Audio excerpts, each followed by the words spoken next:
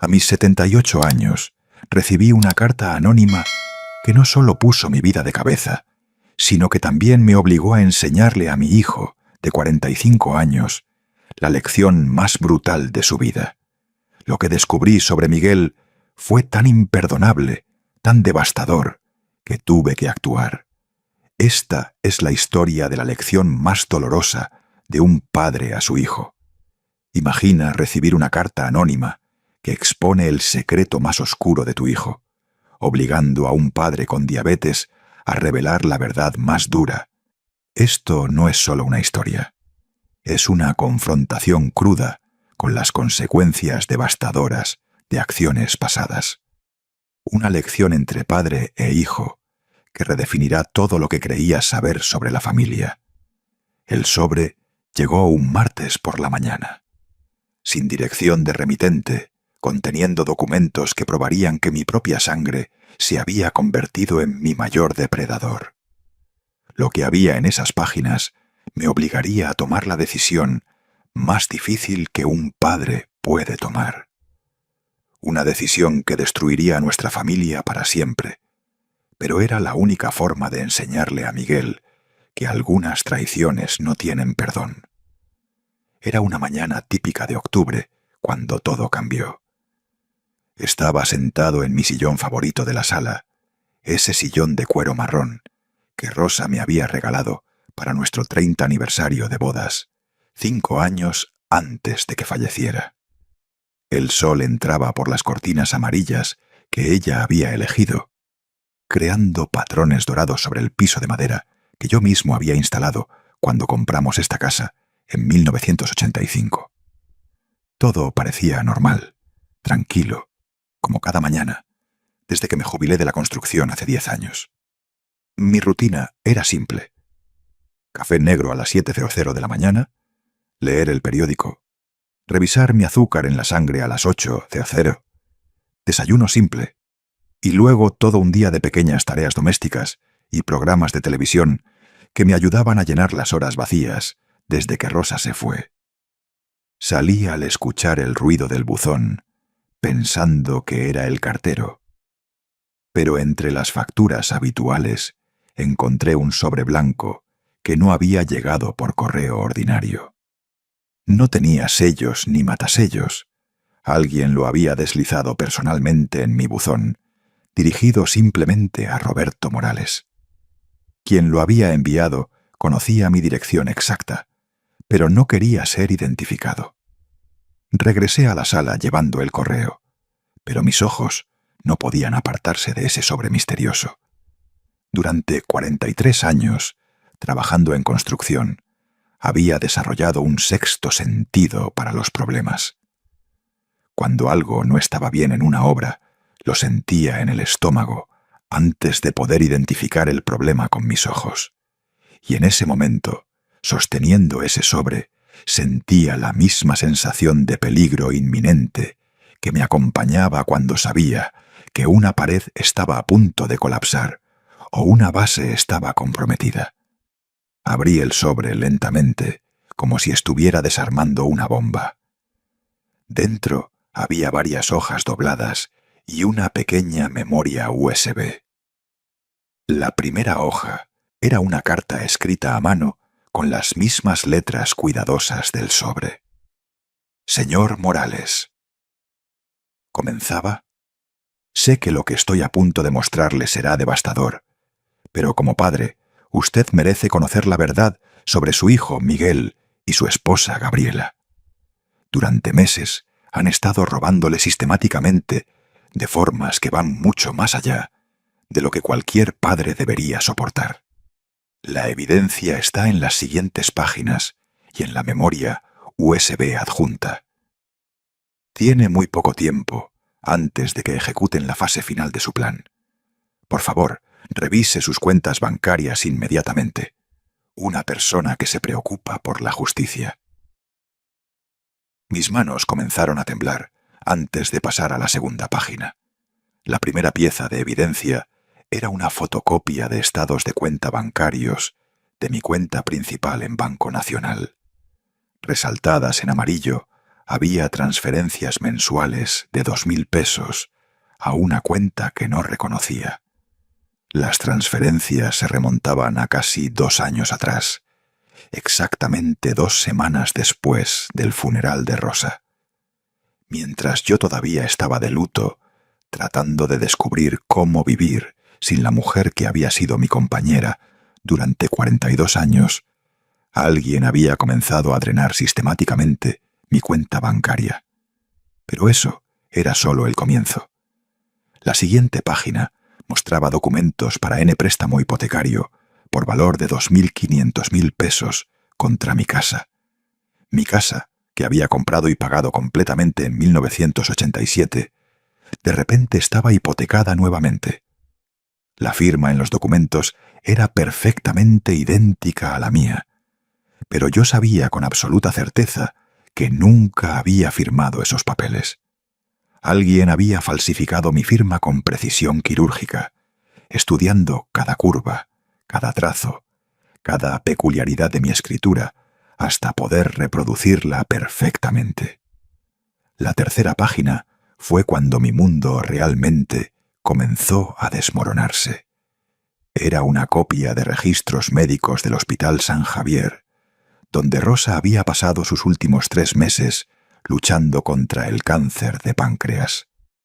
Los registros mostraban una serie de tratamientos y medicamentos que habían sido cancelados por falta de cobertura de seguro e insuficientes recursos familiares. Pero yo recordaba claramente haberle dado a Miguel 20.000 pesos en efectivo, específicamente para cubrir cualquier gasto médico que el seguro no cubriera. ¿Dónde estaba ese dinero? ¿Por qué mi esposa había sido privada de tratamientos que yo había pagado? La cuarta página respondía a esa pregunta de una manera que me enfermó físicamente.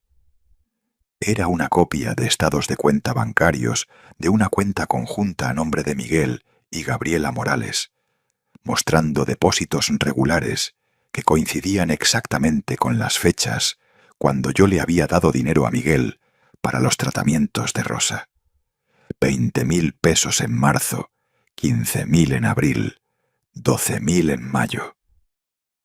Cada centavo que le había dado a mi hijo para salvar la vida de mi esposa había sido depositado en su cuenta personal. Pero lo que más me impactó fueron las descripciones de las transacciones. Depósito fondo médico, papá. Transferencia dinero, tratamiento, abuela. Depósito emergencia médica familiar. Miguel había categorizado metódicamente cada robo como si fuera un contador registrando transacciones comerciales legítimas. Había convertido el sufrimiento de su propia madre en una línea de ingresos personal. La quinta página mostraba cómo se había gastado este dinero. Vacaciones en el Caribe en marzo, un BMW nuevo en abril, enganche para un condominio de lujo en el centro en mayo. Mientras Rosa se consumía en una cama de hospital, suplicando por medicamentos para el dolor que pensaba que no podíamos pagar, Miguel y Gabriela vivían como millonarios con el dinero destinado a salvarla. Pero todavía había más páginas, cada una revelando una nueva capa de traición. La sexta página contenía fotocopias de conversaciones de texto entre Miguel y Gabriela, fechadas durante el período de hospitalización de Rosa. El viejo dará cualquier cantidad que pidamos, escribió Miguel. Está tan desesperado por salvarla que ni siquiera cuestiona a dónde va el dinero.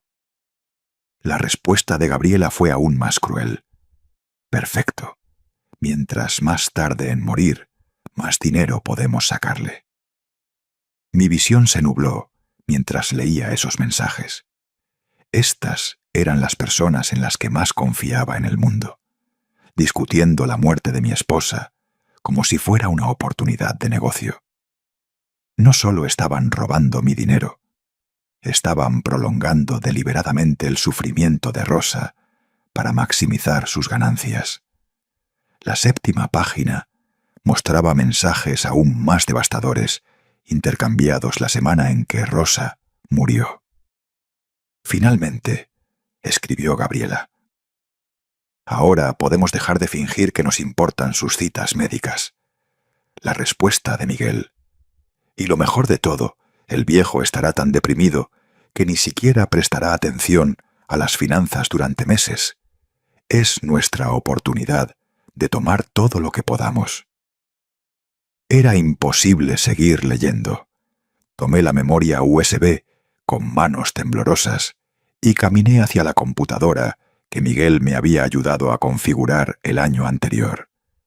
Irónico que hubiera insistido tanto en que tuviera acceso a Internet, probablemente para facilitar sus futuros fraudes. Conecté el dispositivo y encontré docenas de archivos de audio, videos y documentos. El primer archivo de audio era una conversación telefónica entre Miguel y alguien a quien llamaba Dr. Rodríguez.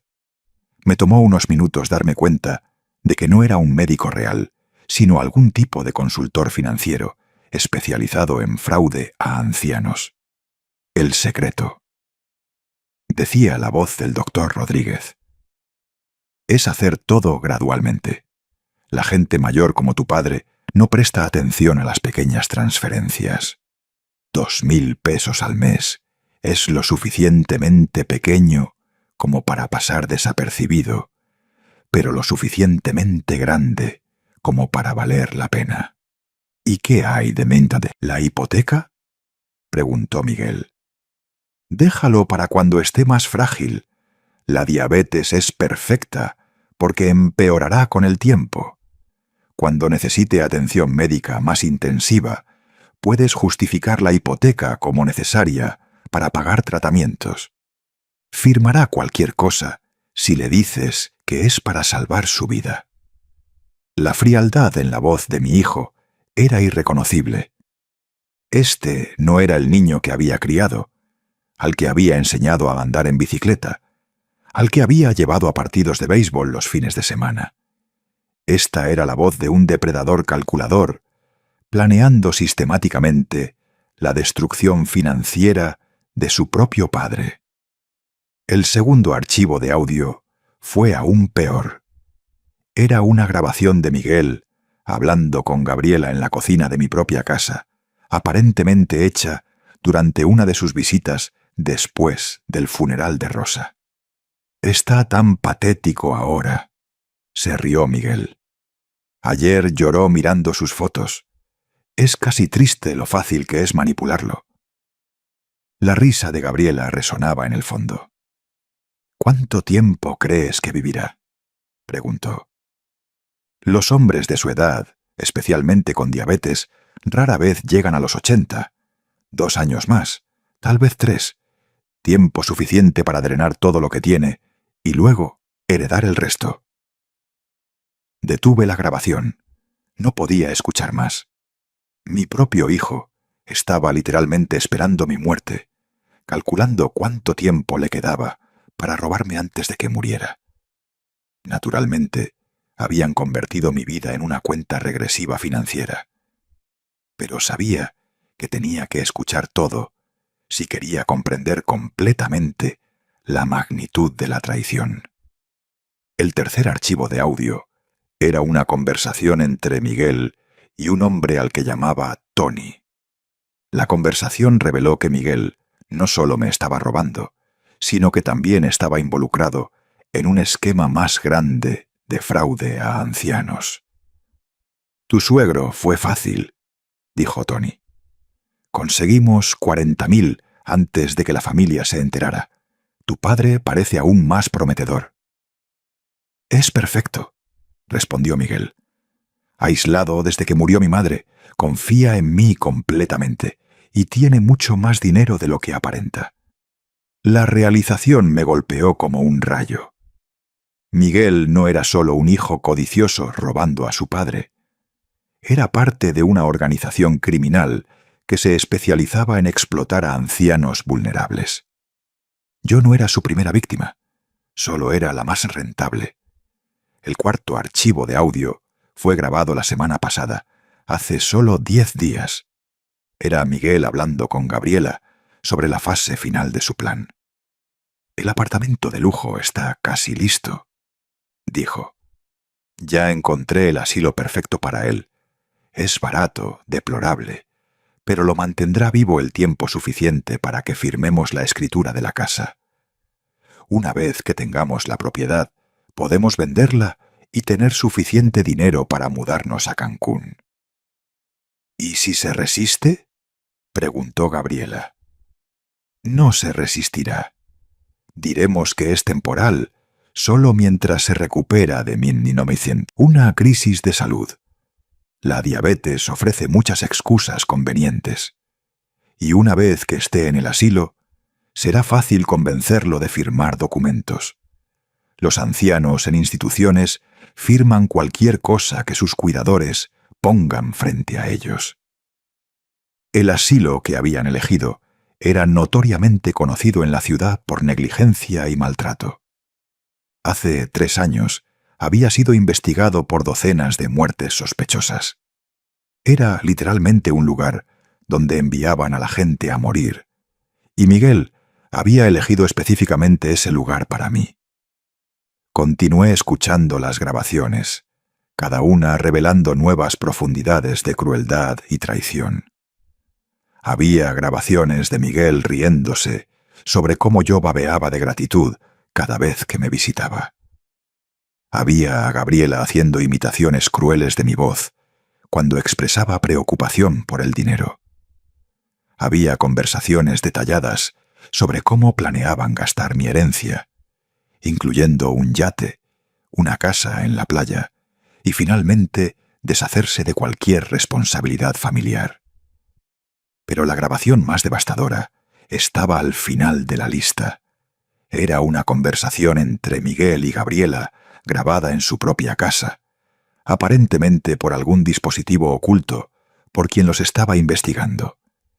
En la grabación discutían abiertamente sobre Rosa. «¿Crees que ella sabía?», preguntó Gabriela sobre el dinero. «Probablemente. Ella siempre fue más inteligente que él. Pero, ¿qué iba a hacer? Se estaba muriendo. No tenía la energía para confrontar a nadie. ¿Y si se lo hubiera dicho?». «No importaría. Incluso si se lo hubiera dicho, nunca lo habría creído. El viejo me idolatra. Siempre lo ha hecho. Podría haberla matado con mis propias manos, y él habría encontrado una excusa para perdonarme». Las palabras cortaron mi corazón como navajas. No solo habían robado el dinero del tratamiento de Rosa, sino que también sabían que ella lo sabía. Mi esposa había muerto sabiendo que su propio hijo había elegido el dinero sobre su vida, y ella había llevado ese dolor a su tumba para protegerme. Apagué la computadora y me senté en silencio durante casi 1 hora, tratando de procesar la magnitud de la traición. Durante 45 años había criado a un hijo que se había convertido en mi peor enemigo. Durante 2 años desde la muerte de Rosa, había estado viviendo en una ilusión, creyendo que Miguel me visitaba por amor, cuando en realidad estaba ejecutando un plan elaborado para destruirme financieramente y dejarme en una institución donde moriría solo y abandonado. Pero quizás la parte más devastadora de todo fue darme cuenta de que Rosa había muerto sabiendo la verdad. Había pasado sus últimos días en la tierra, sabiendo que el hijo que había criado y amado había elegido traicionarla de la manera más cruel posible, y ella había elegido morir en silencio para protegerme de este dolor. Tomé el teléfono y llamé al banco. El representante confirmó mis peores sospechas. Había transferencias automáticas mensuales de 2.000 pesos de mi cuenta a una cuenta llamada Fideicomiso Familiar Morales. Cuando pregunté sobre la hipoteca, me informó que había firmado los documentos hace 3 meses personalmente en el banco con 2 testigos. Pero yo sabía que nunca había estado en el banco ese día. Miguel se había hecho pasar por mí, probablemente usando identificaciones falsas. ¿Le gustaría disputar estas transacciones?, preguntó el representante. Aún no, respondí. Necesito investigar más antes de tomar cualquier acción legal. Era verdad. Antes de confrontar a Miguel, necesitaba comprender completamente el alcance del esquema y descubrir quién me había enviado esa evidencia. Alguien con acceso a información muy detallada estaba tratando de ayudarme, y sospechaba que esa persona podría tener información aún más crucial. Pasé los siguientes 3 días revisando meticulosamente cada documento, cada grabación, cada pieza de evidencia. Creé una línea de tiempo detallada de los robos, mapeando cada transferencia bancaria, cada documento falsificado, cada mentira dicha. El patrón que emergió era aterrador en su meticulosidad.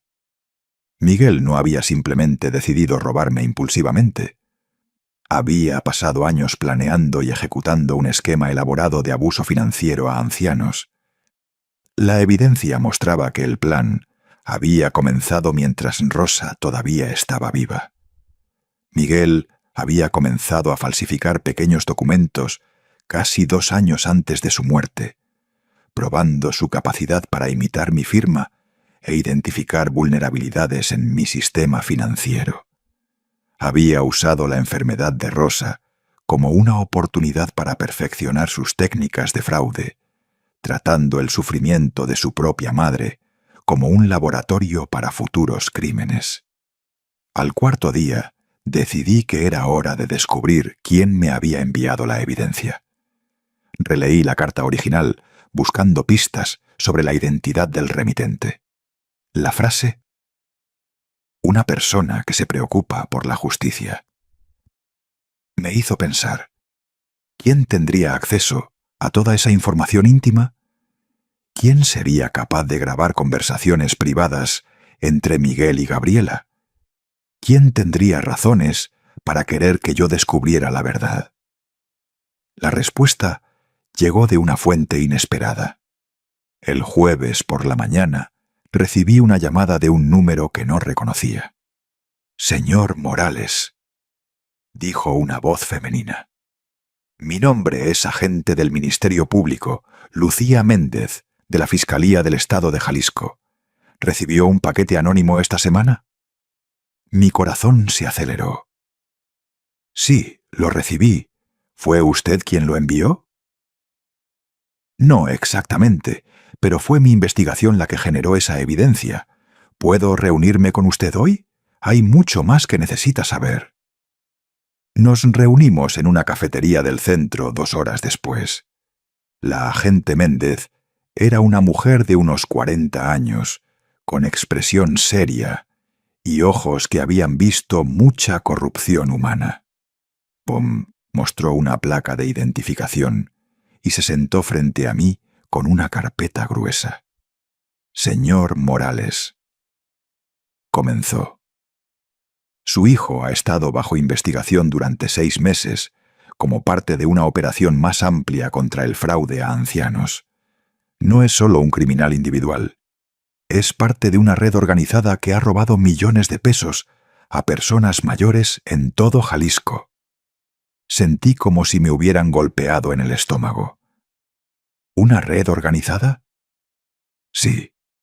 Liderada por un hombre llamado Antonio Vázquez, conocido como Tony en las grabaciones que escuchó. Tienen al menos 20 operadores como su hijo, cada uno responsable de identificar y explotar a ancianos vulnerables en sus propias familias o comunidades. La agente Méndez abrió la carpeta y me mostró fotografías de más de una docena de personas, todas entre 30 y 50 años. Todos estos individuos tienen algo en común. Robaron sistemáticamente a familiares ancianos usando las mismas técnicas que su hijo empleó contra usted. Una de las fotografías me impactó particularmente.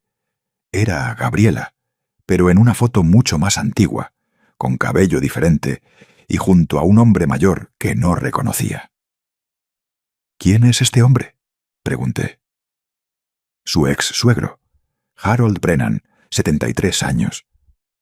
Gabriela drenó completamente sus ahorros mediante un esquema casi idéntico al que ella y su hijo usaron contra usted.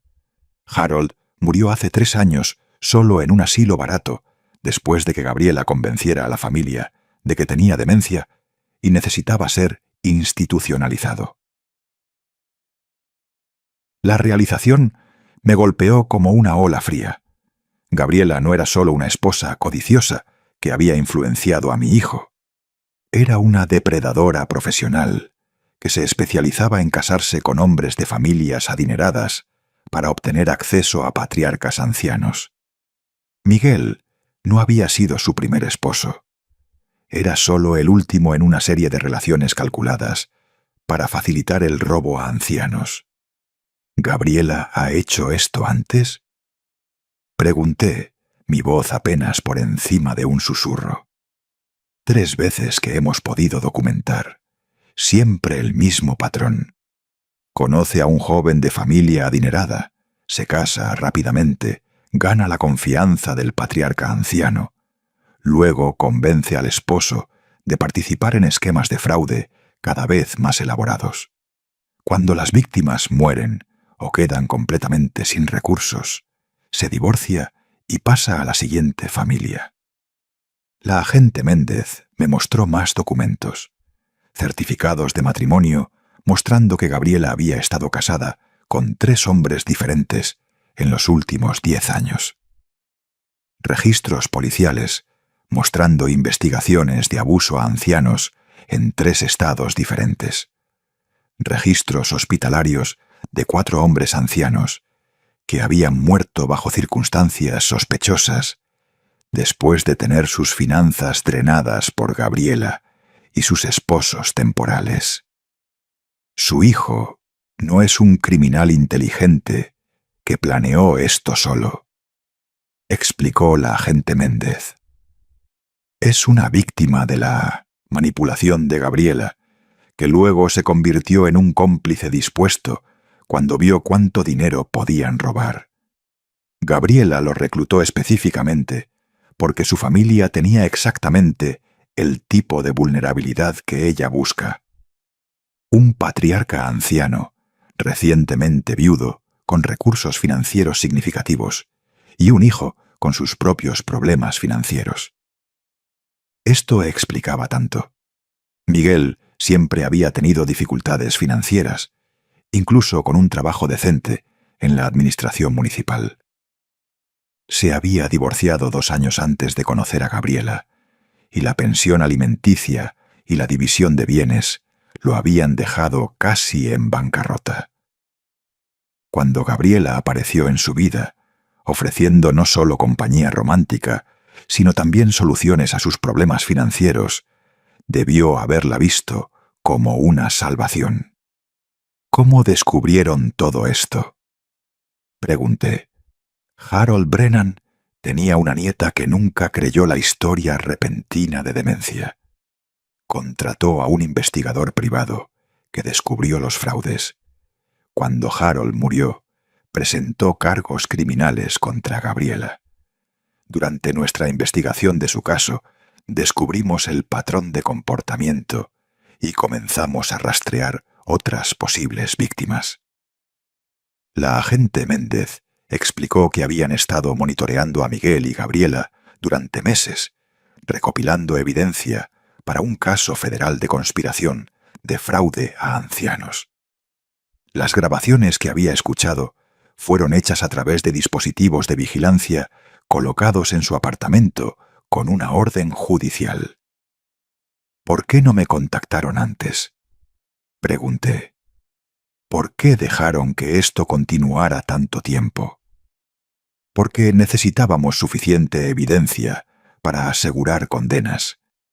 El fraude a ancianos es notoriamente difícil de procesar, porque las víctimas a menudo no cooperan o mueren antes de que los casos vayan a juicio. Necesitábamos evidencia irrefutable de conspiración criminal. ¿Y ahora la tienen? Casi. Pero hay un problema. su hijo y Gabriela saben que están siendo investigados. Alguien les advirtió, probablemente alguien dentro de la organización que fue arrestado recientemente.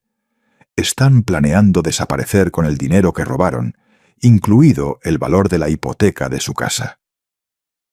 La agente Méndez me mostró interceptaciones telefónicas más recientes. Miguel y Gabriela estaban planeando huir a Cancún la próxima semana, llevándose consigo más de 3 millones de pesos robados de mí y otras personas mayores. Una vez en Cancún, sería casi imposible extraditarlos o recuperar el dinero robado. ¿Qué necesitan de mí?, pregunté. Necesitamos que los confronte mientras estamos grabando. Necesitamos una confesión completa, grabada en video, que podamos usar en la corte. Si conseguimos eso, podemos arrestarlos antes de que huyan y desmantelar toda la red.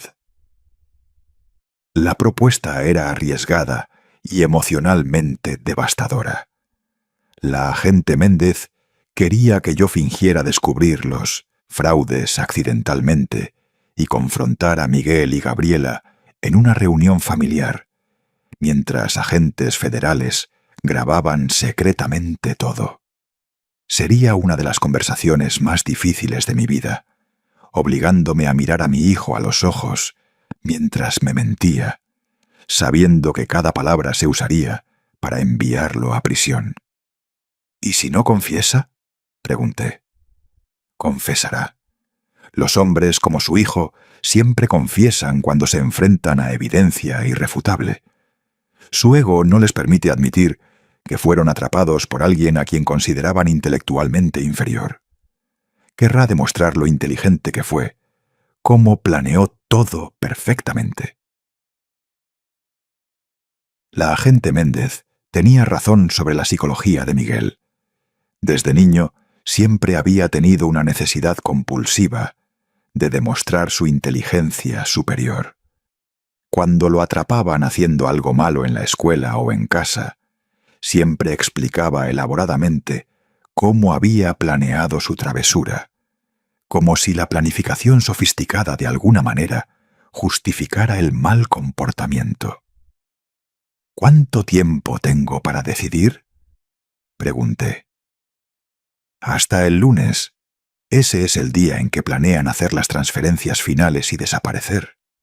Después de eso, será demasiado tarde. Pasé todo el fin de semana agonizando por la decisión. Por un lado, Miguel era mi hijo, el único hijo que Rosa y yo habíamos podido tener después de años de intentar concebir. Por otro lado, se había convertido en un depredador que no solo me robó, sino que contribuyó a la muerte dolorosa de su propia madre, y estaba planeando abandonarme en una institución donde moriría solo. El domingo por la noche tomé mi decisión. Llamé a la agente Méndez. Lo haré, pero quiero que enfrenten las consecuencias completas de sus acciones. No quiero acuerdos de declaración. No quiero sentencias reducidas. Quiero que paguen por cada peso que robaron y cada vida que destruyeron. Lo entiendo completamente, señor Morales, y le garantizo que haremos todo lo posible para asegurar que reciban las sentencias máximas posibles. La agente Méndez explicó el plan en detalle. El lunes por la mañana yo llamaría a Miguel y le pediría a él y a Gabriela que vinieran para una conversación importante sobre mi futuro. Agentes federales se posicionarían discretamente alrededor de mi casa. Dispositivos de grabación de alta calidad se instalarían en mi sala. Yo confrontaría a Miguel con parte de la evidencia, pero no toda, permitiéndole intentar manipularme más antes de revelar que lo sabía todo. Lo más importante, enfatizó la agente Méndez. Mantenga la calma, no importa lo que diga, no importa cómo intente manipularlo o hacerlo sentir culpable. Recuerde que todo lo que dice se usará para proteger a otras familias de pasar por lo que usted ha pasado. El lunes por la mañana, a las 9:00 exactamente, hice la llamada que cambiaría todo. Miguel respondió al segundo timbre, su voz llevando esa preocupación falsa que ahora reconocía como manipulación calculada. «Papá, ¿cómo estás? Necesito hablar contigo y con Gabriela sobre algo muy importante, Miguel. ¿Pueden venir aquí esta mañana?» Hubo una pausa casi imperceptible. «Por supuesto, papá. ¿Está todo bien? Suenas preocupado». «Estoy bien. Solo necesito discutir algunos asuntos financieros con ustedes. Es hora de que comience a planear mi futuro con más cuidado». «Por supuesto, papá. Nos encantaría ayudarte con eso. Estaremos allí en 1 hora». Después de colgar, pasé 45 minutos caminando por la casa, preparándome mentalmente para la confrontación más difícil de mi vida. La agente Méndez y su equipo habían instalado cámaras y micrófonos prácticamente invisibles en toda la sala. Agentes federales estaban posicionados en una camioneta estacionada en la calle y en casas vecinas cuyos residentes habían acordado cooperar con la investigación. A las 10:30 escuché el sonido familiar del Honda Civic de Miguel estacionándose en la entrada. Respiré profundamente y me posicioné en el sillón donde había leído la carta anónima una semana atrás. En unos minutos sabría definitivamente si mi hijo tenía algo de humanidad restante o si se había transformado completamente en el monstruo que la evidencia sugería. Miguel entró primero, usando esa sonrisa familiar que solía tranquilizarme, pero ahora me hacía sentir enfermo. Gabriela lo siguió detrás, llevando una carpeta de documentos que sospechaba contenía más papeles falsificados para que yo firmara. «Papá, te ves muy bien», dijo Miguel, abrazándome con lo que parecía afecto genuino. «¿Cómo te sientes? ¿Estás cuidando bien tu diabetes?» «Estoy bien, Miguel. Por favor, siéntense. Gabriela, tú también».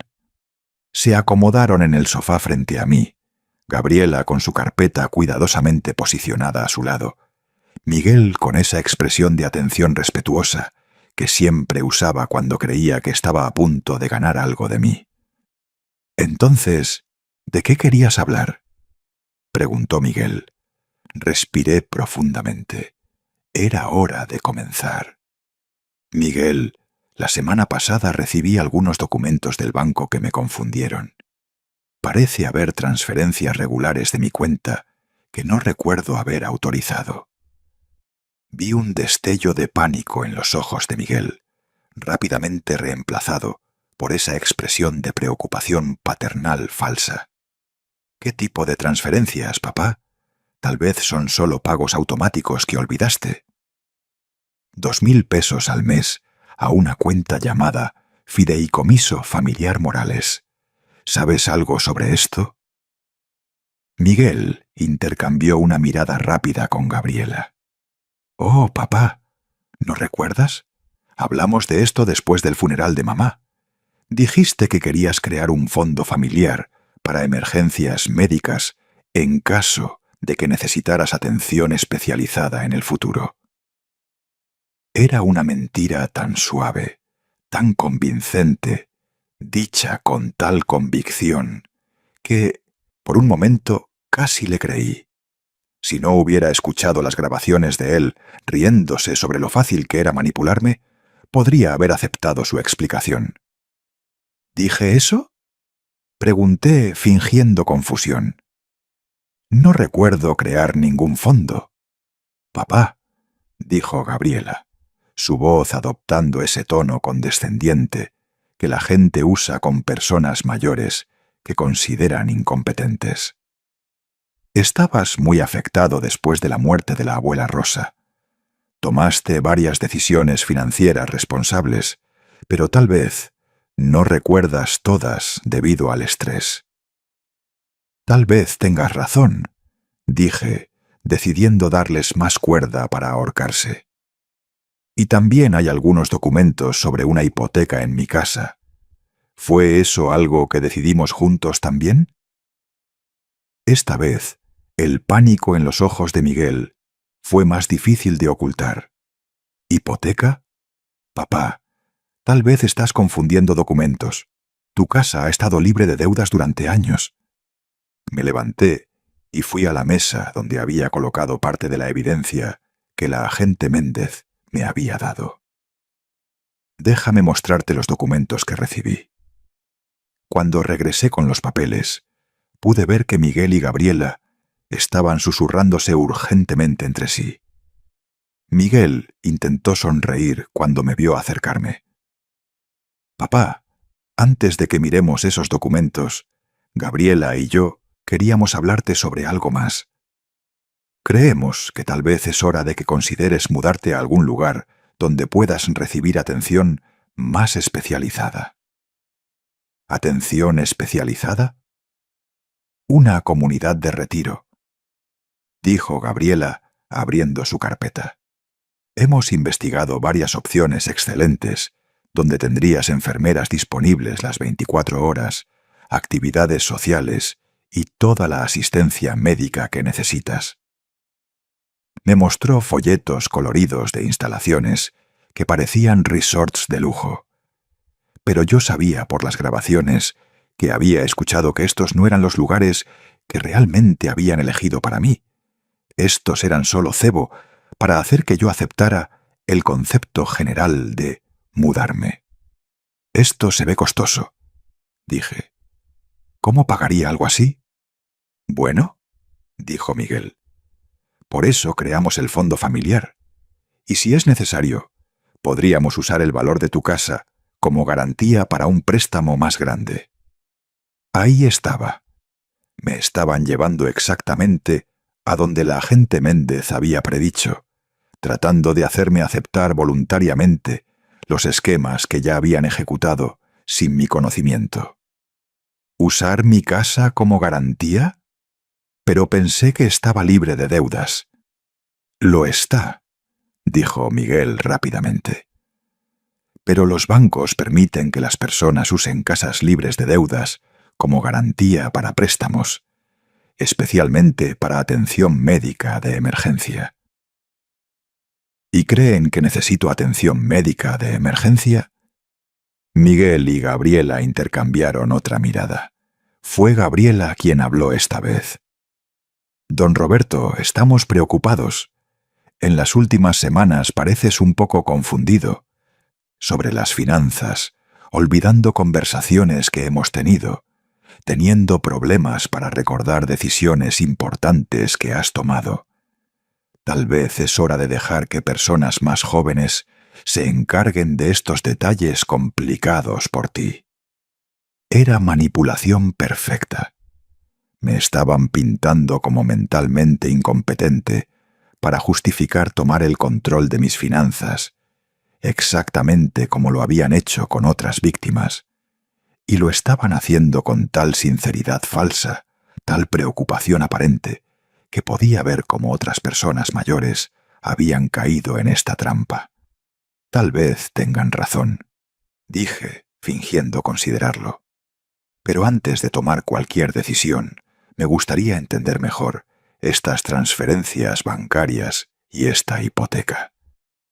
Le mostré a Miguel los documentos de la hipoteca, observando cuidadosamente su expresión mientras leía. Podía ver los engranajes girando en su cabeza, tratando de encontrar una explicación que me tranquilizara sin admitir culpa. Papá, finalmente dijo, creo que sé qué pasó.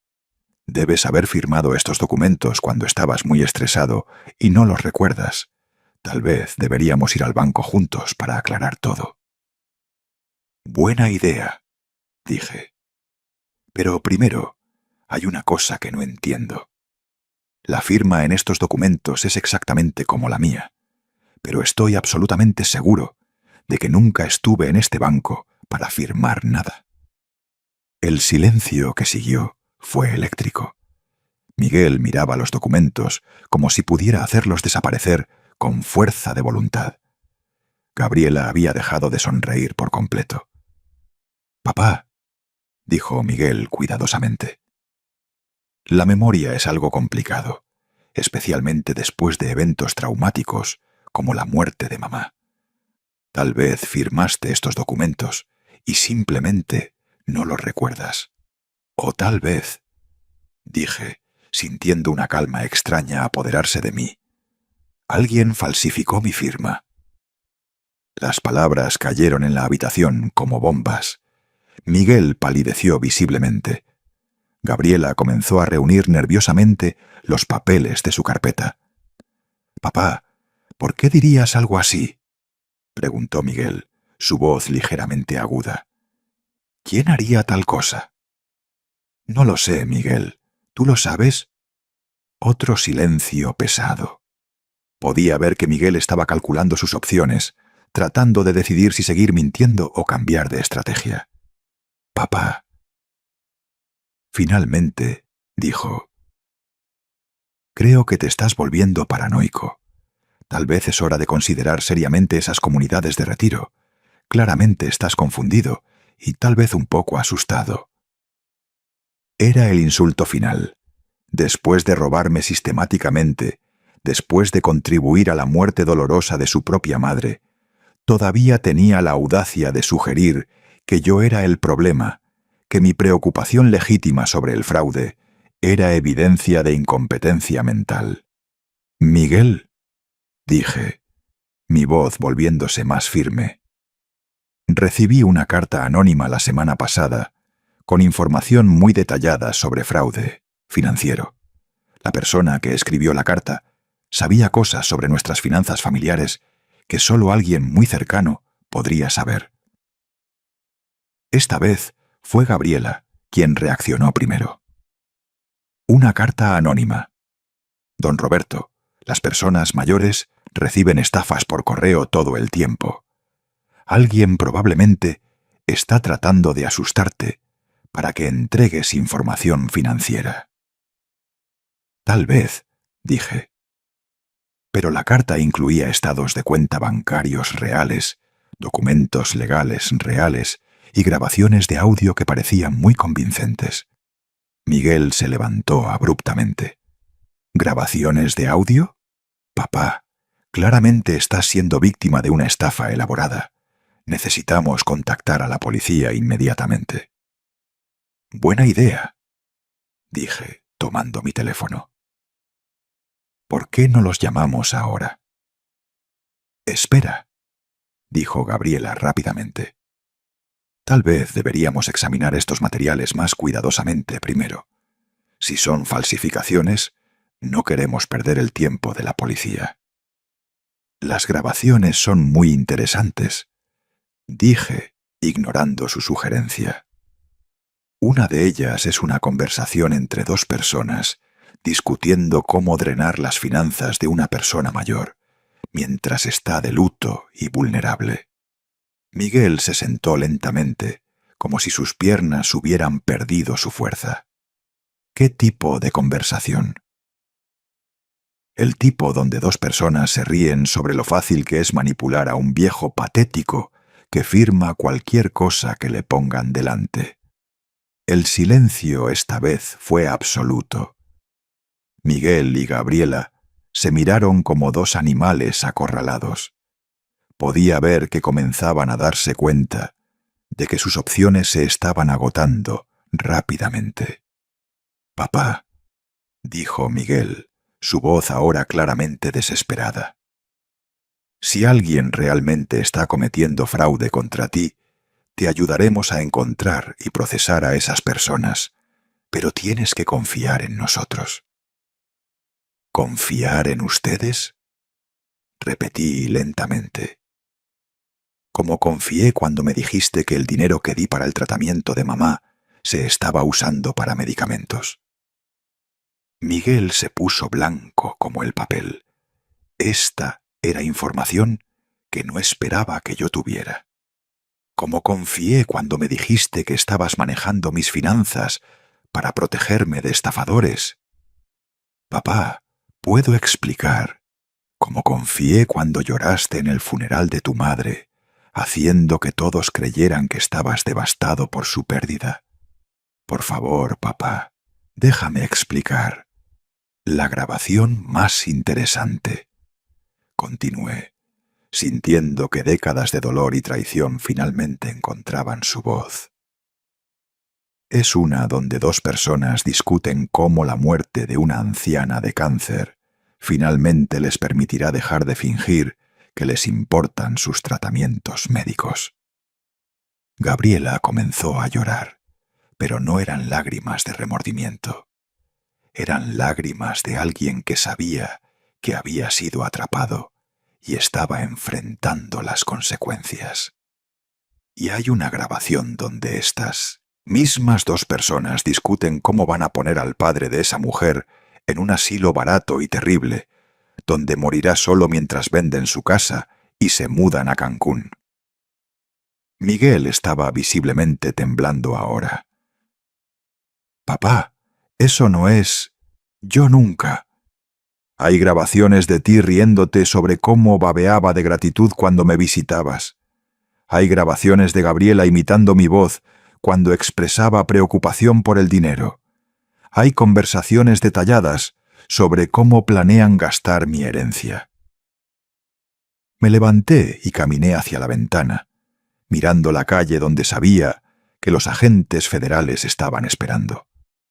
Pero la grabación que más me dolió fue una donde ustedes dos discuten si Rosa sabía que estaban robando su dinero de tratamiento. Me volví para mirar directamente a los ojos de Miguel. Y dijiste que no importaba si ella lo sabía, porque se estaba muriendo, y yo nunca le creería, incluso si me lo decía. Miguel intentó hablar, pero solo pudo emitir sonidos incoherentes. El peso de la evidencia había aplastado completamente su capacidad de seguir mintiendo. Dijiste que yo te idolatraba tanto que podrías haberla matado con tus propias manos y yo habría encontrado una excusa para perdonarte. Esas palabras rompieron algo fundamental en Miguel. Se derrumbó en el sofá, sus hombros sacudiéndose con sollozos que parecían venir de lo más profundo de su alma. «Papá», finalmente logró decir. «Puedo explicar todo. No comenzó así. Gabriela me mostró cómo hacer inversiones inteligentes con tu dinero. Detente», dije firmemente.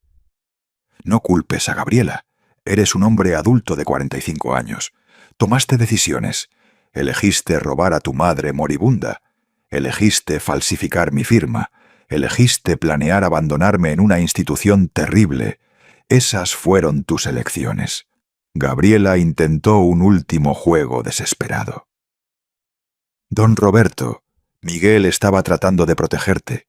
Sabía que te estabas confundiendo y que gente mala podría aprovecharse de ti. Cállate, Gabriela», dije con una frialdad que me sorprendió incluso a mí. «Sé exactamente quién eres. Sé sobre Harold Brennan. Sé sobre tus otros esposos. Sé que eres una depredadora profesional que se especializa en casarse con hombres para obtener acceso a los patriarcas ancianos de sus familias». Gabriela dejó de fingir completamente. Su expresión cambió de falsa preocupación a algo mucho más frío y calculador. «Y sé», continué, «que tú y Miguel están planeando huir a Cancún la próxima semana con más de 3 millones de pesos robados de mí y otras víctimas». Ahora ambos me miraban como si fuera un fantasma. Obviamente, no tenían idea de cómo podía saber sobre sus planes de escape. «¿Cómo?» comenzó Miguel. «¿Cómo lo sé? Porque durante 6 meses han estado bajo investigación federal por conspiración de fraude a ancianos. Cada conversación, cada transferencia bancaria, cada documento falsificado ha sido registrado por agentes federales». Miguel y Gabriela se miraron con horror total. La realización de que habían sido descubiertos no solo por mí, sino por una investigación criminal federal era devastadora. «Y ahora mismo», continué, Esta conversación está siendo grabada por agentes federales que están posicionados alrededor de esta casa, esperando una confesión completa antes de ejecutar órdenes de arresto. Gabriela se levantó como para correr, pero Miguel la detuvo. No, dijo débilmente. No hay a dónde correr. Me senté de nuevo en mi sillón sintiendo una calma extraña. Después de una semana de angustia, ira y planificación, el momento de la verdad finalmente había llegado. Miguel, dije con calma, tienes una oportunidad de hacer lo correcto por primera vez en años. Puedes confesar completamente lo que hiciste, ayudar a las autoridades a desmantelar la red criminal de la que eres parte, y tal vez, solo tal vez, encontrar algo de redención. Miguel miraba al piso, sus manos temblando. Papá, lo siento todo. Comenzó pequeño, solo unas pocas transferencias para cubrir deudas urgentes, y luego se salió de control. No, interrumpí. No comiences con medias verdades. Si alguna vez quieres mi perdón, si quieres alguna posibilidad de reconstruir algún tipo de relación conmigo, necesitas decir la verdad completa. Todo. Miguel respiró profundamente, como un hombre a punto de saltar de un acantilado. La verdad completa es que me casé con Gabriela sabiendo que tenía experiencia en tratar con situaciones financieras familiares complicadas. Continúa. Ella me mostró cómo otras familias habían resuelto problemas con ancianos tercos, que se niegan a aceptar ayuda con sus finanzas. Dijo que a veces tienes que tomar decisiones difíciles para proteger a las personas que amas. ¿Y creíste eso? Miguel dudó. Quería creer. Tenía deudas enormes de mi divorcio. Y cuando Gabriela me mostró cuánto dinero tenía simplemente sentado allí sin generar ingresos adecuados, parecía un desperdicio. Entonces decidiste que tenías derecho a mi dinero. No comenzó así. Gabriela dijo que podríamos pedir prestado contra tu propiedad, hacer algunas inversiones inteligentes y devolver todo con ganancias. Nunca necesitarías saber. ¿Pero luego la situación cambió? Miguel asintió miserablemente. Cuando mamá se enfermó, de repente hubo una oportunidad para acelerar el proceso. Gabriela dijo que el dinero que estabas gastando en tratamientos que no funcionaban podría usarse para inversiones que realmente beneficiarían a la familia a largo plazo.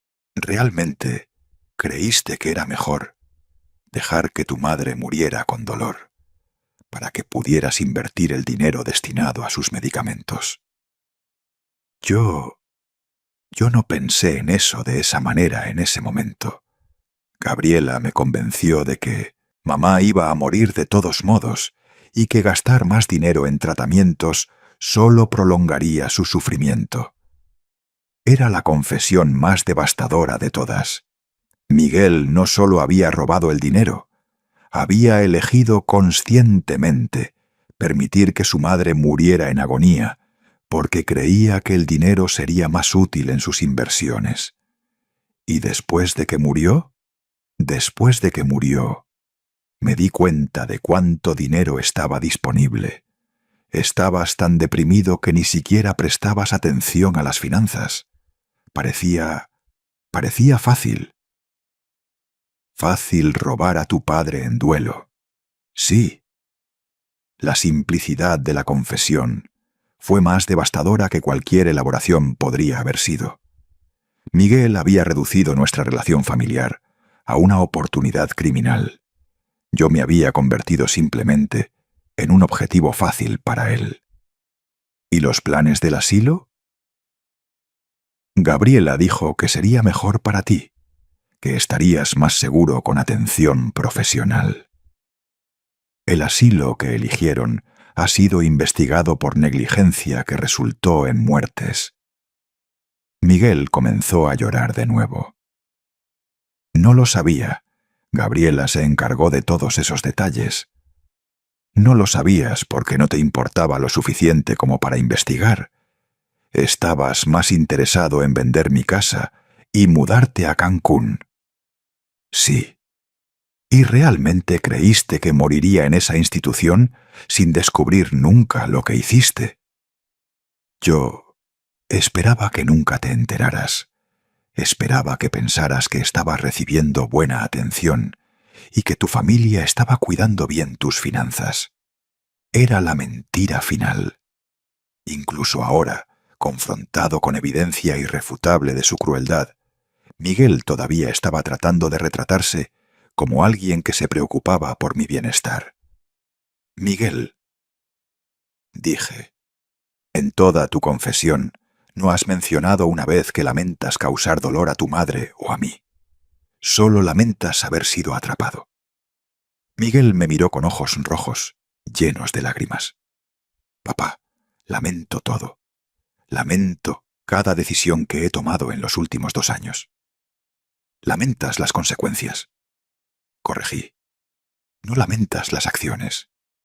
Si nunca hubieras sido descubierto, me estarías metiendo en una camioneta ahora mismo para llevarme a esa institución horrible. No, papá, eso no es verdad. Es verdad, Miguel, y ambos lo sabemos. En ese momento, escuché autos deteniéndose afuera. La agente Méndez había dicho que se moverían tan pronto como tuvieran una confesión completa grabada. Miguel y Gabriela también escucharon los autos. Gabriela intentó correr hacia la puerta trasera, pero Miguel la detuvo de nuevo. «No sirve de nada», dijo. «Se acabó». La puerta principal se abrió y la agente Méndez entró, seguida de 4 agentes federales con chalecos antibalas. Miguel Morales y Gabriela Morales están bajo arresto por conspiración para cometer fraude a ancianos, falsificación de documentos, lavado de dinero y múltiples otros cargos federales. Les leyeron la cartilla de derechos mientras esposaban a Miguel y Gabriela. Me quedé sentado en mi sillón, mirando a mi hijo siendo llevado como un criminal común. Parte de mí quería gritar, llorar o correr a abrazarlo una última vez, pero la mayor parte de mí sentía solo una tristeza profunda y un sentido de justicia finalmente haciéndose. «Señor Morales», dijo la agente Méndez, después de que los otros agentes se fueron con Miguel y Gabriela. «Sé que esto debe ser extremadamente difícil para usted. Tenemos recursos de apoyo disponibles si necesita hablar con alguien». «Gracias», respondí. «Pero creo que estoy bien. Por primera vez en meses sé exactamente dónde estoy parado». La agente Méndez me entregó una tarjeta de presentación. «Es posible que necesite testificar en el juicio y habrá preguntas sobre la recuperación de los activos robados. Mi oficina estará en contacto». Después de que se fue, me quedé sentado solo en mi sala durante mucho tiempo. La casa estaba más silenciosa de lo que había estado en semanas. Ya no había el peso de secretos terribles aplastándome. Ya no había la ansiedad constante de saber que me estaban robando, pero sin saber quién o cómo. Solo había silencio. Y por primera vez era un silencio pacífico. Me levanté y caminé hacia la ventana, mirando la calle donde mis vecinos volvían a sus rutinas normales después de la emoción de los autos de policía. Un vendedor de gas pasó con su camión anunciando su llegada con música ruidosa. Parejas ancianas paseaban a sus perros. La vida continuaba como siempre lo hace, independientemente de los dramas personales que suceden detrás de puertas cerradas. Pensé en Rosa, y por primera vez desde su muerte pude recordarla sin que el recuerdo estuviera contaminado por el dolor de la traición. Pude recordar su sonrisa, sus bromas terribles, la forma en que siempre ponía demasiada azúcar en mi café, pude recordar a la mujer que era antes de la enfermedad, antes de la traición, antes de que todo se complicara.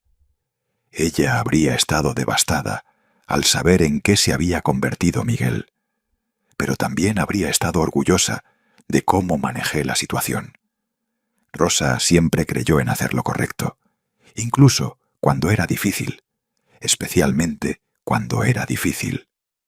En los meses siguientes, el proceso legal se desarrolló exactamente como la agente Méndez había predicho. La confesión grabada de Miguel, combinada con meses de evidencia recopilada por la investigación federal, resultó en un caso hermético. Otros miembros de la red criminal fueron arrestados. Otras víctimas se presentaron para testificar. El esquema resultó ser aún más grande y cruel de lo que nadie había imaginado. Gabriela recibió una sentencia de 12 años en prisión federal. Debido a su historial de crímenes similares y su liderazgo en el reclutamiento de víctimas, el juez la consideró un peligro continuo para la sociedad. No mostró ningún remordimiento durante todo el juicio, manteniendo que sus acciones eran decisiones comerciales inteligentes en una economía competitiva. Miguel recibió 15 años. Su sentencia fue más larga, porque el juez consideró su traición a familiares directos como particularmente atroz. Cuando un hijo roba a sus propios padres, dijo el juez durante la sentencia, ataca los cimientos mismos de la sociedad civilizada. Durante todo el juicio, Miguel trató de hacer contacto visual conmigo, trató de enviarme cartas desde la prisión, trató de llamarme a través de terceros. Rechacé todos los intentos de comunicación. La agente Méndez me advirtió que esto era parte del patrón típico de manipuladores. Incluso después de ser arrestados, continúan tratando de manipular a sus víctimas a través de culpa, lástima o promesas de cambio.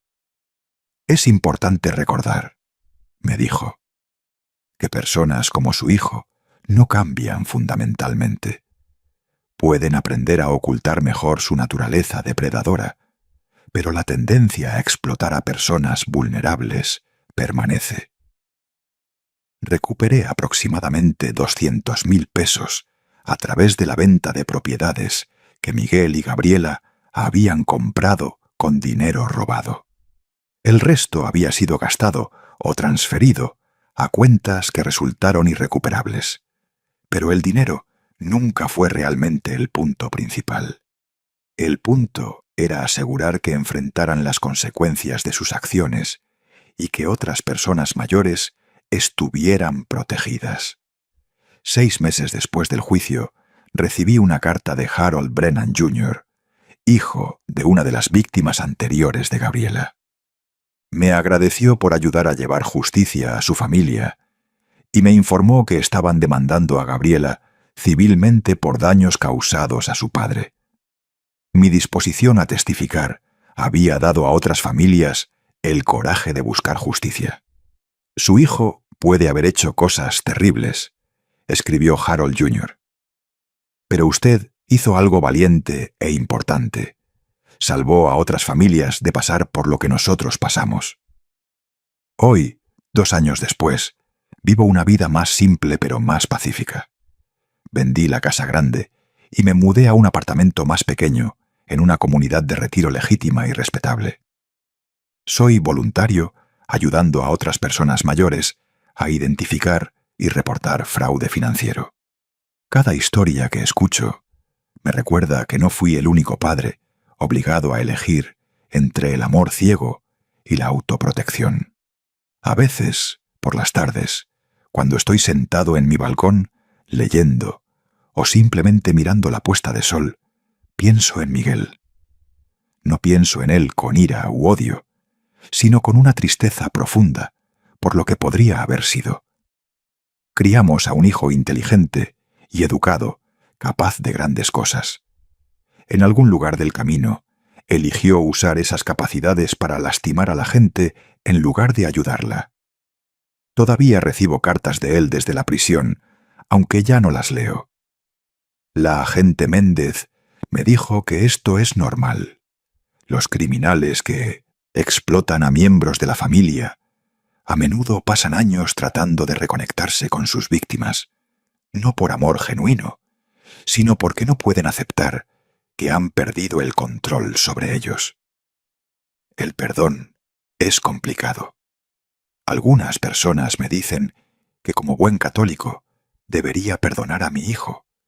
Otros me dicen que como padre siempre debería mantener la puerta abierta para la reconciliación.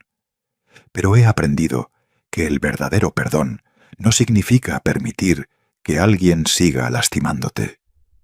Significa liberar la ira y seguir adelante, pero no necesariamente permitir que la persona vuelva a tu vida. He perdonado a Miguel en el sentido de que ya no llevo ira o deseo de venganza. Pero no le permito volver a mi vida porque sé que personas como él no cambian fundamentalmente. Solo mejoran en ocultar su verdadera naturaleza. La lección más importante que he aprendido es que a veces ser un buen padre significa hacer lo más difícil que un padre puede hacer. Permitir que tu hijo enfrente las consecuencias completas de sus elecciones, incluso si eso significa perderlo para siempre. Rosa está enterrada en el cementerio de San Miguel, bajo un roble que siempre le encantó. Visito su tumba cada semana, y ahora puedo hablar con ella sin sentir el dolor de la traición contaminando mis recuerdos. Le cuento sobre mi nueva vida, sobre las personas que ayudo, sobre cómo encontré paz después de tanto caos. Y a veces, cuando el viento hace susurrar las hojas del roble, casi puedo escuchar su voz diciéndome que hice lo correcto, que proteger a otras personas mayores de pasar por lo que nosotros pasamos vale cualquier sacrificio personal, que algunas líneas una vez cruzadas no pueden descruzarse. Esta es mi historia, la historia de un padre que tuvo que destruir a su hijo para salvar su propia dignidad y proteger a otras familias.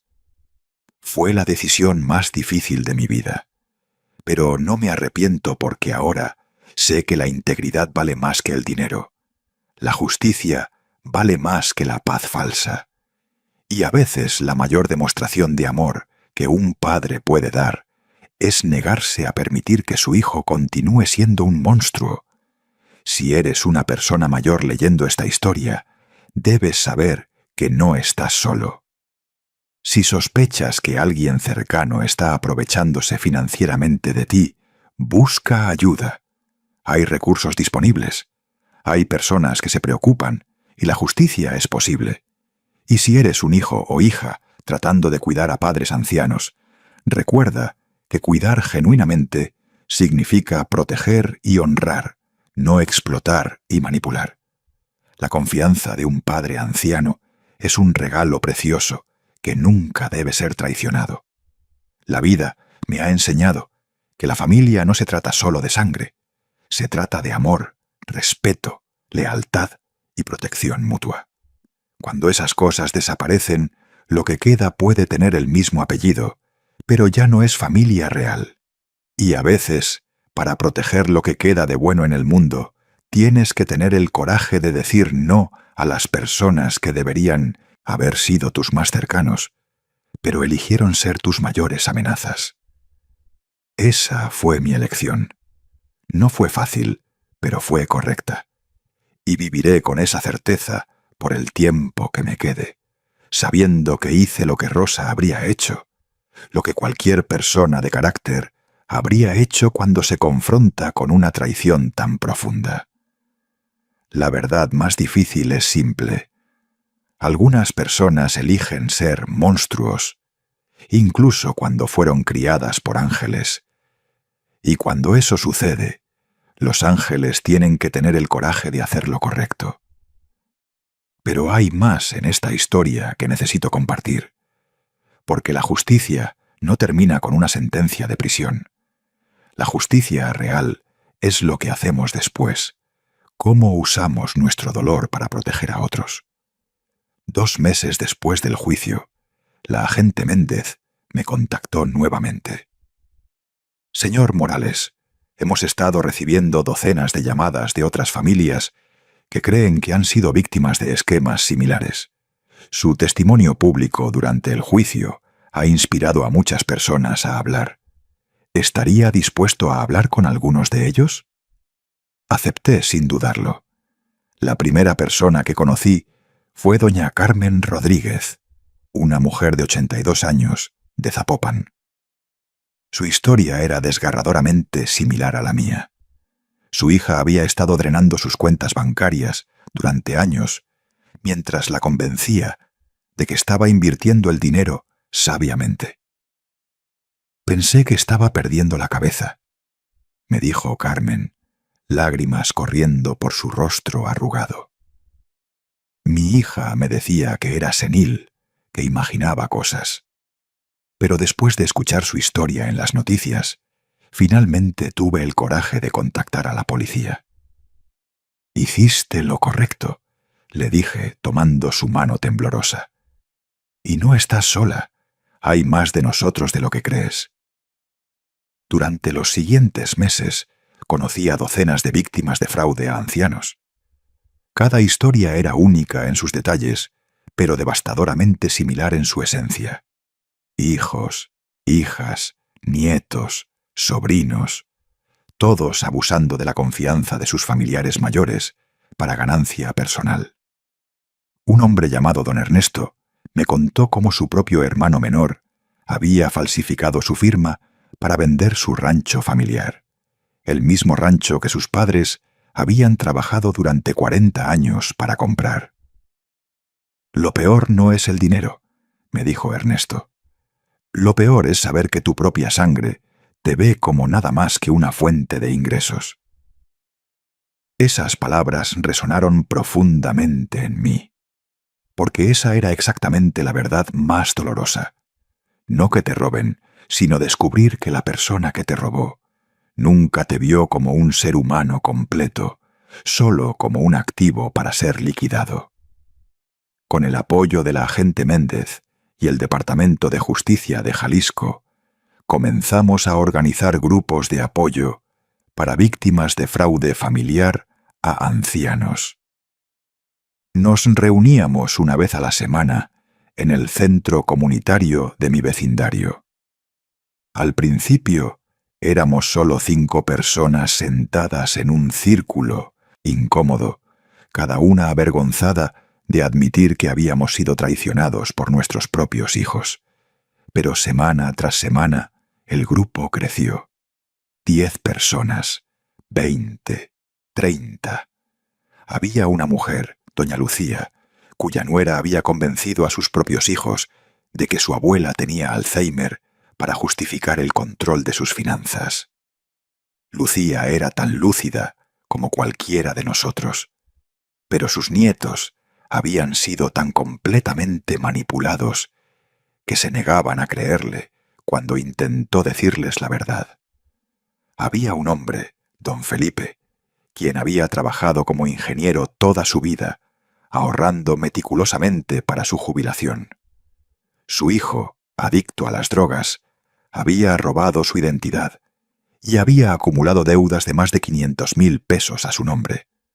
A los 75 años, Felipe se encontró enfrentando la bancarrota por crímenes que no había cometido. Cada historia era un recordatorio de que este problema era mucho más grande de lo que yo había imaginado. El fraude a ancianos no era un crimen aislado cometido por unos pocos monstruos. Era una epidemia silenciosa que afectaba a miles de familias mexicanas. La agente Méndez me invitó a hablar en una conferencia sobre crímenes financieros en la Ciudad de México. Estaba nervioso. Nunca había hablado frente a más de 10 personas a la vez, y ahora me pedían dirigirme a un auditorio de más de 300 profesionales de la aplicación de la ley. Solo cuente su historia, me aconsejó la agente Méndez. La verdad tiene su propio poder. Así que subí al escenario y conté mi historia, Conté sobre la carta anónima, sobre las grabaciones devastadoras, sobre tener que mirar a mi hijo a los ojos, sabiendo que había elegido el dinero sobre el amor. Conté sobre Rosa muriendo en esa cama de hospital, privada de tratamientos, porque su propio hijo estaba robando el dinero destinado a salvarla. Cuando terminé, el auditorio estaba en silencio absoluto. Luego, una mujer policía en la primera fila comenzó a aplaudir. Pronto, todo el auditorio estaba de pie, aplaudiendo no por mí, sino por todas las víctimas que nunca tuvieron el coraje o la oportunidad de contar sus historias. Después de la conferencia, una reportera joven de Televisa me pidió una entrevista. Dudé al principio. No quería ser visto como alguien buscando atención o lástima. Pero la reportera, llamada Ana Martínez, me convenció. Señor Morales, hay miles de personas en México que están pasando exactamente por lo que usted pasó. Están asustados, confundidos, avergonzados. Necesitan escuchar que no están solos, que hay justicia posible. La entrevista se transmitió en el noticiero nocturno nacional. Mi teléfono no dejó de sonar durante días. Personas de todo México me contactaban, compartiendo sus propias historias de traición familiar, pidiendo consejo, buscando esperanza. Una llamada en particular me impactó profundamente. Era de una mujer joven llamada Patricia, llorando tan fuerte que apenas podía hablar. Señor Morales, soy yo. Yo soy como Miguel. He estado robando a mi padre durante 2 años. Vi su entrevista anoche y no puedo seguir haciéndolo. ¿Qué debo hacer? Me quedé sin palabras por un momento. Esta era la hija de alguien, confesando activamente su crimen a un extraño por teléfono. Patricia. Finalmente dije: lo más valiente que puedes hacer es detenerte ahora y confesar a tu padre. Va a ser doloroso, tal vez la cosa más difícil que hayas hecho en tu vida, pero es lo correcto. ¿Él me perdonará alguna vez? No lo sé. Esa no es mi decisión, pero te diré esto. Cada día que continúas es otro día que destruyes cualquier posibilidad de redención. No sé si Patricia siguió mi consejo. Nunca volvió a llamar. Pero esa conversación me hizo darme cuenta de algo importante. Esta historia no se trataba solo de víctimas. También se trataba de los perpetradores, de entender cómo personas aparentemente normales se convierten en depredadores de sus propias familias. Comencé a investigar más sobre la psicología del fraude familiar. Hablé con psicólogos, trabajadores sociales, criminólogos. Lo que aprendí fue revelador y perturbador. El fraude familiar a ancianos rara vez comienza con un plan maestro malvado. Generalmente comienza con una pequeña transgresión.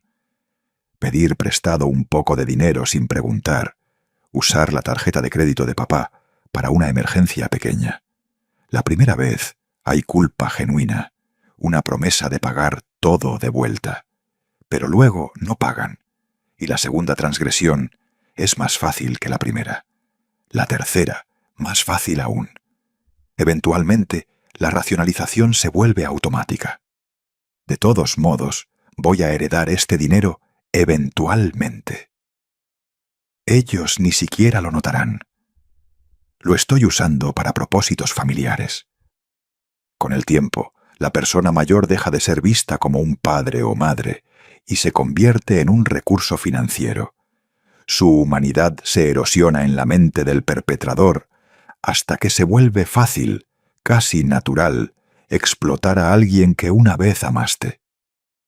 El doctor Ramírez, un psicólogo forense con quien hablé, lo explicó así. Es un proceso de deshumanización gradual, no muy diferente de cómo los soldados aprenden a matar al enemigo. Primero, cambias cómo piensas sobre la persona. Dejan de ser papá y se convierten en el viejo. Dejan de ser individuos con sentimientos y se convierten en obstáculos para tus objetivos financieros. Esto explicaba tanto sobre Miguel. Recordé cómo su lenguaje hacia mí había cambiado sutilmente en los años antes de la muerte de Rosa. Solía llamarme papá, con afecto. Gradualmente se convirtió en el viejo cuando hablaba de mí con otros. Ese cambio lingüístico aparentemente menor fue en realidad un marcador de su transformación psicológica, de hijo amoroso a depredador calculador. 6 meses después de la entrevista de televisión, me contactó un editor de una editorial en la Ciudad de México. Querían que escribiera un libro sobre mi experiencia. Al principio rechacé la idea. ¿Quién querría leer sobre un viejo siendo traicionado por su hijo? Pero el editor, el señor Vargas, insistió. Señor Morales, esta no es solo su historia, es la historia de miles de familias mexicanas. Y más importante aún, es un manual de supervivencia para las víctimas y una advertencia para las familias sobre cómo prevenir que esto suceda. Pasé los siguientes 6 meses escribiendo el libro, reviviendo cada momento doloroso, cada traición, cada decisión difícil. Fue terapéutico de una manera extraña, transformando mi dolor privado en algo que podría potencialmente ayudar a otros. El libro se publicó con el título La traición de sangre, una historia de fraude familiar y justicia. No esperaba que fuera más allá de unos pocos cientos de copias vendidas a bibliotecas y trabajadores sociales. Pero algo inesperado sucedió. El libro tocó un nervio en la sociedad mexicana. Se convirtió en un bestseller nacional. Las personas no solo lo estaban comprando, lo estaban compartiendo, hablando de él en programas de radio, discutiéndolo en grupos comunitarios. Comencé a recibir invitaciones para hablar en universidades, organizaciones de personas mayores, incluso en el Congreso Nacional. El tema del fraude a ancianos, que había sido ignorado en gran medida como un problema privado de familia, de repente estaba en la conversación pública nacional. Una senadora, la senadora Hernández, me contactó para trabajar en nueva legislación, para proteger mejor a las personas mayores del fraude familiar. Su historia ha abierto los ojos de mucha gente, señor Morales. Ahora necesitamos convertir esa conciencia en acción legal. Trabajé con la senadora y su equipo durante meses, ayudando a redactar lo que eventualmente se convirtió en la Ley de Protección Financiera para Adultos Mayores. La ley incluía disposiciones para requisitos de verificación más estrictos, para cambios en documentos financieros de personas mayores de 65 años, sentencias más severas para fraude familiar contra ancianos, programas de educación obligatorios en escuelas sobre el respeto y cuidado de personas mayores, creación de una línea directa nacional para reportar sospechas de abuso a ancianos, protecciones legales para denunciantes que reporten fraude familiar.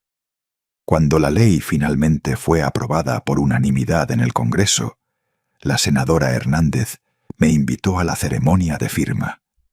El presidente me estrechó la mano y me dijo: «Señor Morales, su coraje al contar su historia ha ayudado a proteger a miles de familias mexicanas. La nación está en deuda con usted». No me sentí como un héroe. Me sentí como un padre que había hecho lo único que podía hacer: convertir su dolor en propósito. Hoy trabajo como voluntario consultor para el Programa Nacional de Protección a Ancianos. Capacito a trabajadores sociales, oficiales de policía y profesionales bancarios sobre cómo identificar señales de fraude familiar a ancianos. Las señales que enseño son sutiles pero reveladoras. Aislamiento súbito del anciano. Cuando familiares comienzan a limitar el acceso de otros a la persona mayor, a menudo es porque están ocultando abuso. Cambios inexplicables en documentos financieros, especialmente cambios en testamentos, poderes notariales o beneficiarios de cuentas. Discrepancia entre estilo de vida del anciano y sus recursos.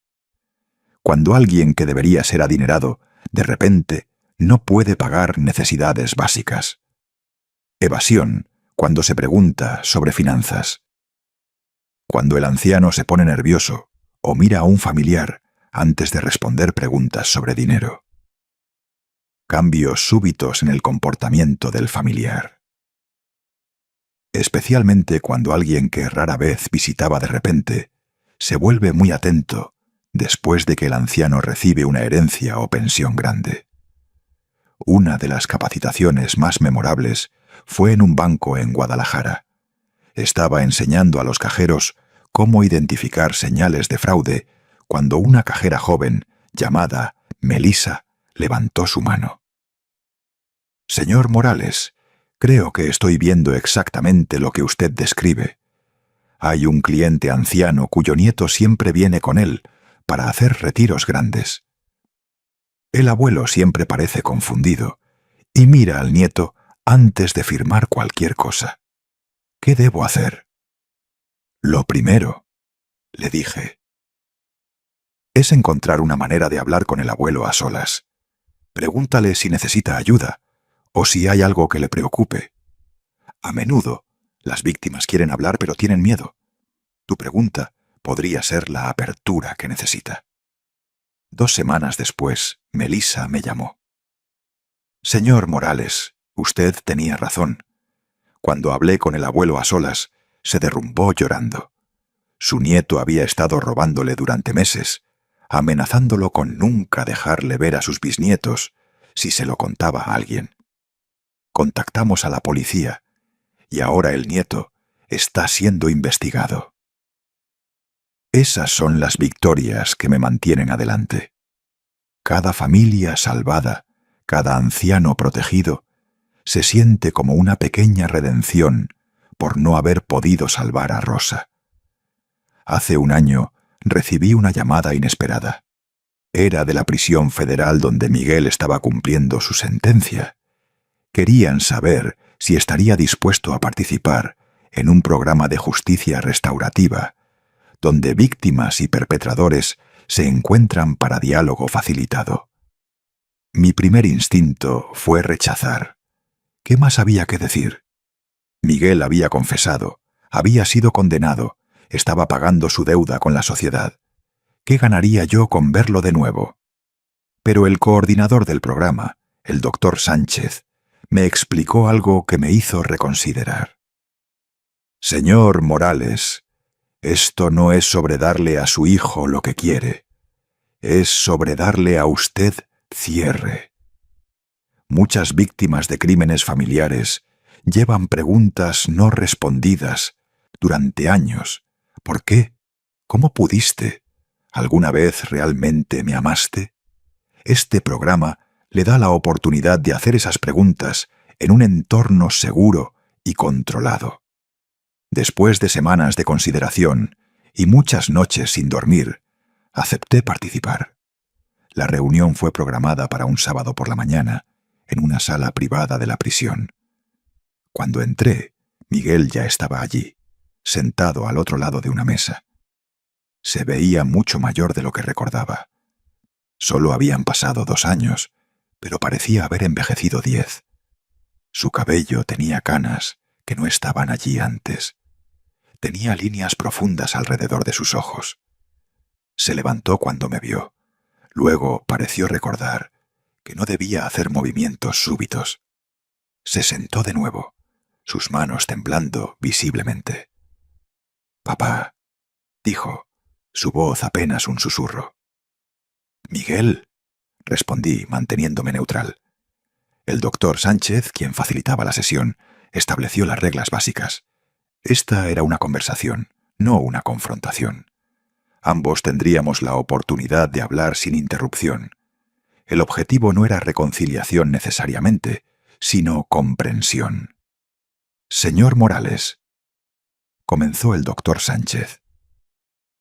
¿Hay algo que quiera decirle a Miguel o preguntarle? Había preparado una lista mental de preguntas, pero cuando llegó el momento, solo una pregunta importaba.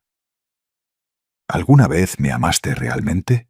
¿O siempre fui solo un medio para un fin? Miguel cerró los ojos, lágrimas corriendo por sus mejillas. Tomó varios intentos antes de poder hablar.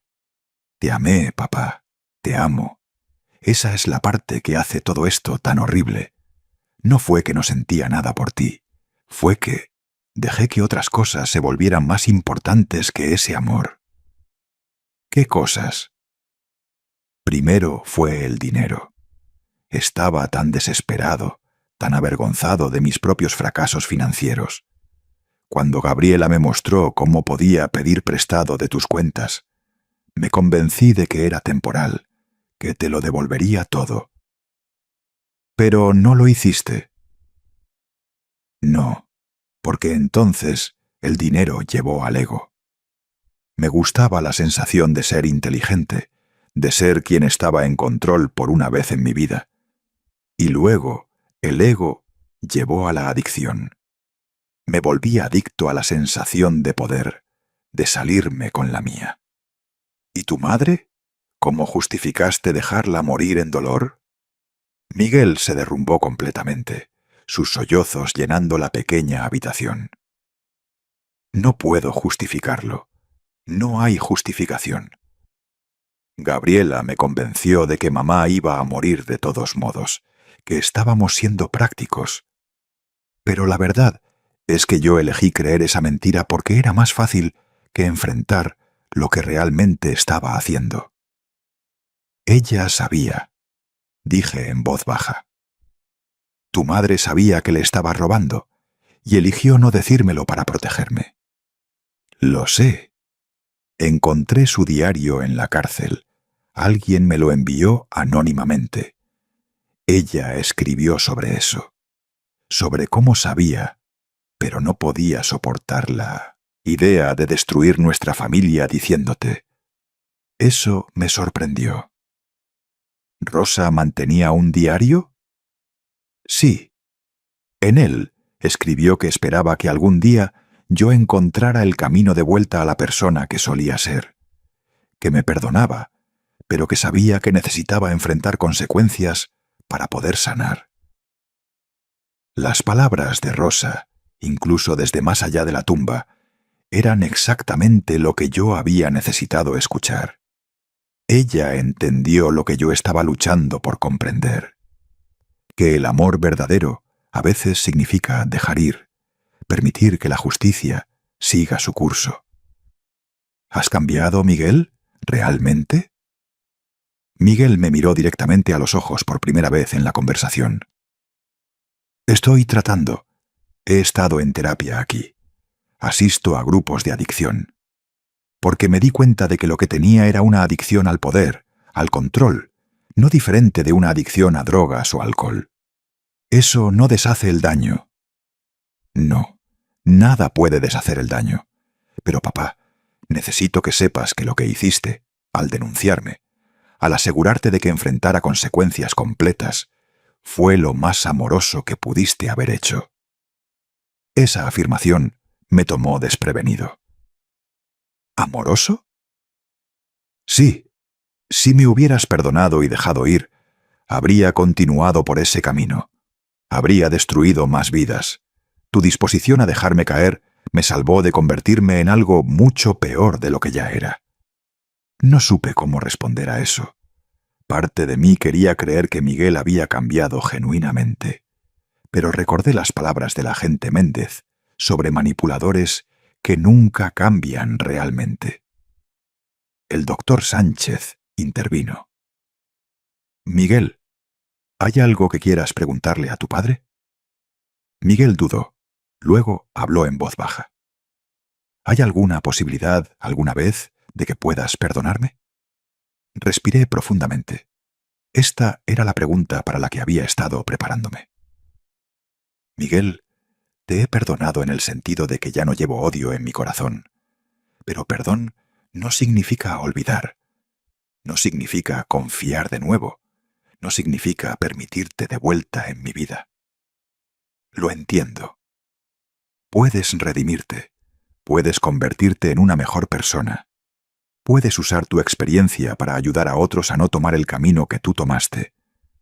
Pero esa redención es entre tú y Dios, entre tú y tu propia conciencia.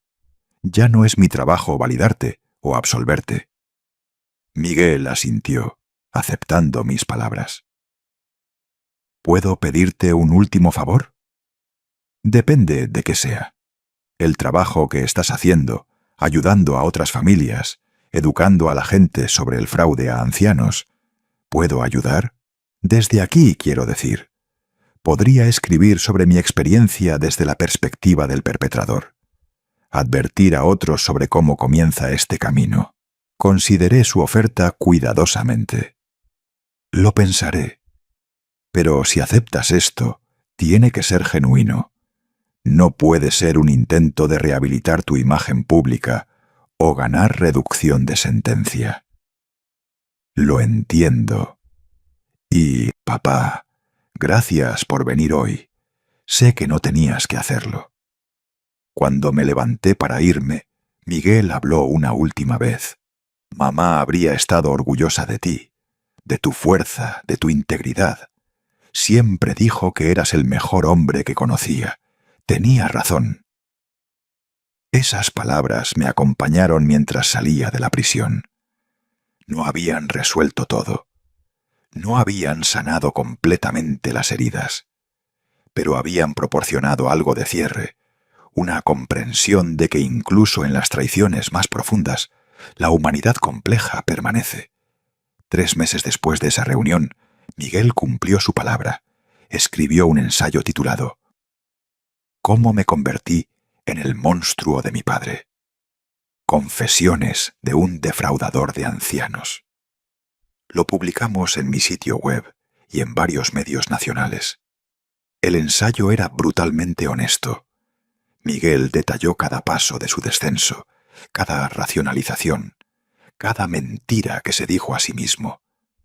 Pero también describió el momento en que fue arrestado, el proceso de darse cuenta de lo que había hecho, y el trabajo de tratar de reconstruir algún sentido de sí mismo como persona moral. La respuesta fue abrumadora. Recibimos cientos de mensajes, algunos de víctimas que dijeron que el ensayo les ayudó a entender la mentalidad de sus propios perpetradores. Otros de personas que se reconocieron a sí mismas comenzando por el mismo camino y se detuvieron. Uno de los mensajes más impactantes fue de un hombre de 35 años, llamado Ricardo. He estado tomando prestado dinero de las cuentas de mi padre durante 6 meses. Me decía a mí mismo las mismas cosas que Miguel escribió. Después de leer su ensayo, fui a mi padre esta mañana y confesé todo. No sé si me perdonará, pero al menos lo detuve antes de que fuera demasiado lejos. Gracias. Ese mensaje me hizo llorar, porque significaba que tal vez, solo tal vez, el dolor de Rosa, mi dolor, el dolor de Miguel, podría prevenir que otras familias pasaran por lo mismo. Hoy, 3 años después de la carta anónima que cambió todo, vivo una vida que Rosa apenas reconocería, pero de la que sé que estaría orgullosa. Mis días están llenos de propósito en lugar de dolor. Trabajo con familias, capacito a profesionales, escribo sobre prevención de fraude a ancianos. He creado una fundación en nombre de Rosa. La Fundación Rosa Morales para la Protección de Adultos Mayores. Proporcionamos recursos legales gratuitos para víctimas de fraude familiar, capacitación para profesionales y programas de educación comunitaria. La Fundación ha ayudado a más de 500 familias en 3 años. Hemos recuperado colectivamente más de 10 millones de pesos en activos robados. Hemos ayudado a procesar a docenas de defraudadores. Pero lo más importante, hemos dado voz a víctimas que pensaban que nunca serían escuchadas. Cada año, el 15 de marzo, el aniversario de la muerte de Rosa, organizamos una vigilia en su memoria y en memoria de todas las víctimas de fraude familiar. Personas de todo México vienen, algunas compartiendo sus historias, otras simplemente allí para mostrar solidaridad. En la última vigilia, más de 1000 personas asistieron. Al final del evento, invitamos a las personas a plantar flores en un jardín memorial que creamos. Cada flor representa una víctima, una familia afectada, pero también una esperanza de que a través de la educación y la conciencia podemos crear un futuro donde estas traiciones sean menos comunes. Mientras escribo estas palabras finales, tengo 81 años. Mi diabetes está bajo control. Mi corazón, aunque lleva cicatrices profundas, sigue latiendo fuerte. Y mi propósito nunca ha sido más claro. A todos los padres y madres leyendo esto, confíen en sus instintos. Si algo se siente mal con cómo un miembro de la familia está manejando sus finanzas, probablemente está mal. No tengan miedo de hacer preguntas, de verificar documentos, de buscar ayuda profesional.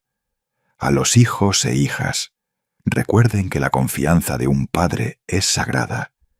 Si están luchando financieramente, hay formas éticas de pedir ayuda. Robar nunca es la respuesta, sin importar cuán desesperada sea su situación. Y a aquellos que ya han traicionado esa confianza, deténganse ahora. Confiesen. Enfrenten las consecuencias. La redención es posible, pero solo si tienen el coraje de dejar de huir de la verdad. La lección más dura que aprendí es que amar a alguien no significa protegerlo de las consecuencias de sus acciones. A veces, la mayor demostración de amor es dejar que caigan, sabiendo que solo tocando fondo pueden comenzar a subir nuevamente. Mi hijo está en prisión y estará allí por muchos años más. Esa es la realidad que ambos tenemos que vivir, pero no lo odio, no deseo mal para él. Espero, genuinamente, que encuentre redención real, que se convierta en la persona que Rosa y yo una vez creímos que sería. Pero esa es su jornada ahora. La mía es diferente. Mi jornada es asegurar que otras familias no tengan que pasar por lo que pasamos. Mi jornada es honrar la memoria de Rosa, convirtiendo nuestro dolor en protección para otros. Esta no es una historia con un final feliz tradicional. No hay reconciliación de cuento de hadas. No hay música que se eleva mientras padre e hijo se abrazan y todo es perdonado.